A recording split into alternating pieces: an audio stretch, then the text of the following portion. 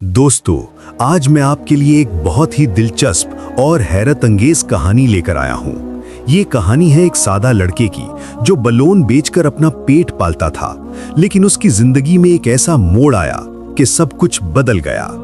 ये कहानी है राज की, जो एक छोटे से गांव में रहता था। उसके वालिदैन का इंतकाल बचपन में हो गया था। वो अकेला था और बलून बेचकर अपना गुजारा करता था।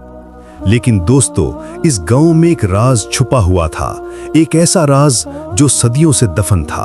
और ये राज था निग महारानी का, जो इस जंगल में सो रही थीं। एक दिन राज हमेशा की तरह अपने रंग बरंगे बलून लेकर बाजार जा रहा था।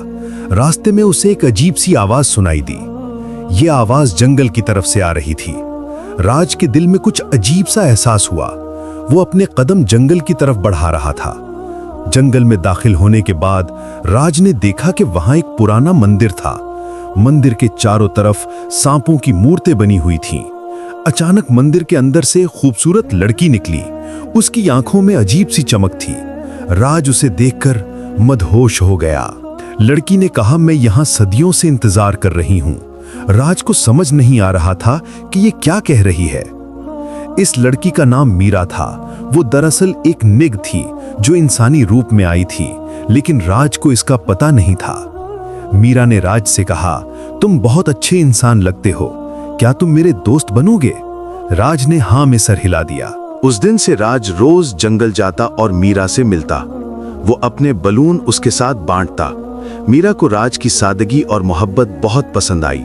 वो उसके साथ वक्त गुजारना चाहती थी, लेकिन मीरा को खौफ था कि अगर राज को इसकी हकीकत का पता चल गया तो वो डर जाएगा। गांव में अजीब बातें होने लगी। लोगों ने जंगल में सांपों को देखा, सब डर गए। गांव के बुजुर्गों ने कहा, यह नग महारानी का गुस्सा है, किसी ने इसकी नींद में खलल डाला है। राज को ये बातें सुनकर बहुत परेशानी हुई। वो सोच रहा था कि कहीं मीरा को कोई खतरा तो नहीं। अगले दिन जब राज जंगल गया तो मीरा बहुत परेशान थी। उसकी आंखों में आंसू थे।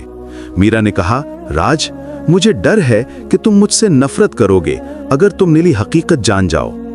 राज ने कहा, मीरा, जो भी तुम्हारी हकीकत हो, मैं तुम्हें हमेशा इसी तरह चाहूंगा।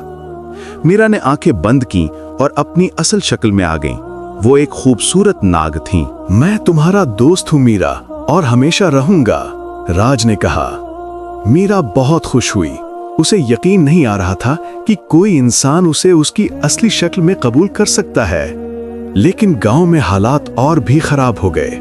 लोग जंगल को आग लगाने की बात कर रहे थे। राज ने मीरा को बताया कि गांव वाले जंगल में आने वाले हैं। मीरा को अपनी जान का खतरा महसूस हुआ। मुझे यहां से जाना होगा राज, मीरा ने कहा। राज का दिल टूट गया। दोस्तों, यहां पर अगर आपको ये कहानी पसंद आ रही है तो सब्सक्राइब का बटन दबाना ना भूलिएगा। आगे और भी दिलचस्प मोड़ आने वाले हैं। राज ने कहा, मैं तुम्हें अकेला नहीं छोड़ूंगा, हम मिलकर कोई हल निकालेंगे। उस वक्त गांव का सरदार जंगल में आ गया। उसके साथ कई लोग थे।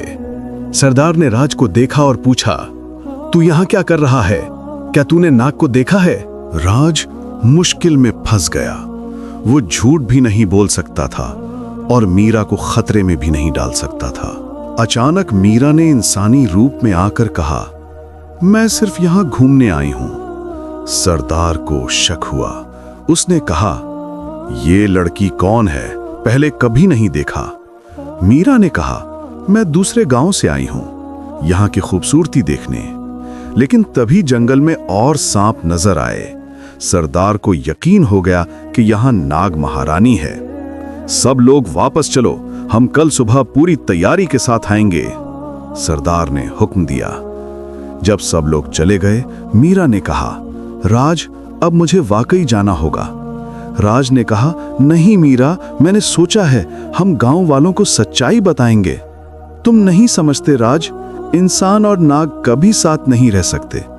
मीरा ने कहा, क्यों नहीं? मोहब्बत की कोई हद नहीं होती, राज ने जवाब दिया। उस वक्त गांव से आग की लपटें नजर आने लगी। लोग जंगल को आग लगा रहे थे।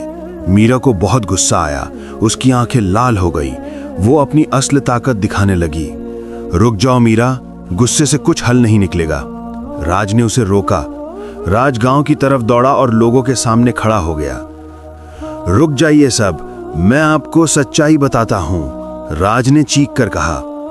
राज ने सबको मीरा की कहानी सुनाई कि वो निकी नग है, लेकिन किसी को नुकसान नहीं पहुंचाती।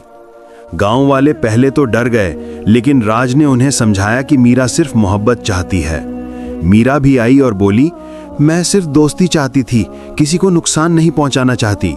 गांव के बुजुर्ग ने कहा, अगर यह नग अच्छी है तो हम इसे कबूल करते हैं। इस तरह मीरा और राज की दोस्ती को सबने कबूल किया।